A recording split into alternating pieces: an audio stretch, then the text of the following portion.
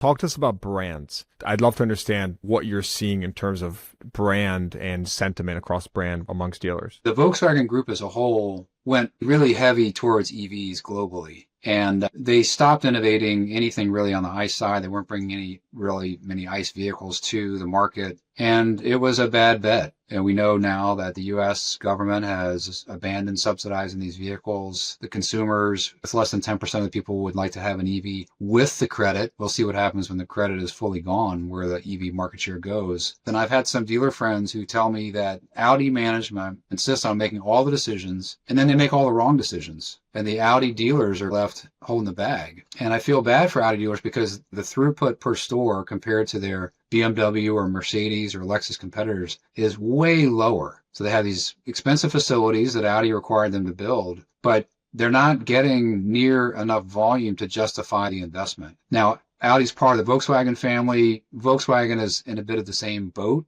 They don't have lots of juicy products coming out that consumers are snapping up. Porsche's in the same boat. Porsche was going hard towards EV. I think they were going to be EV only by 2032. They were talking about giving up models like the Boxster and the Cayman and really moving away from internal combustion engines. Now they've also learned that's not what consumers want. That's not what governments are going to require. So they're scrambling to keep their dealerships supplied with vehicles. They're going to keep production going for the Boxster and the Cayman. They are going to bring a 3-row SUV to the U.S. market for the first time, but that's still 2-3 years away. So I think that the profitability of every brand in the Volkswagen channel is going to be declining because they bet so much on EV. Conversely, certain brands were a little bit wiser and said, we're going to have a Macy's approach to powertrains. If you want an EV, we'll have that for you. If you want a plug-in hybrid, we'll have that for you. If you want a hybrid, we'll have that for you. And if you want a gas motor, we'll have that for you. And they have. And they've absolutely killed it in the market since then. They're taking share. The profitability of Toyota and Lexus stores is close to an all-time high, even including the pandemic years.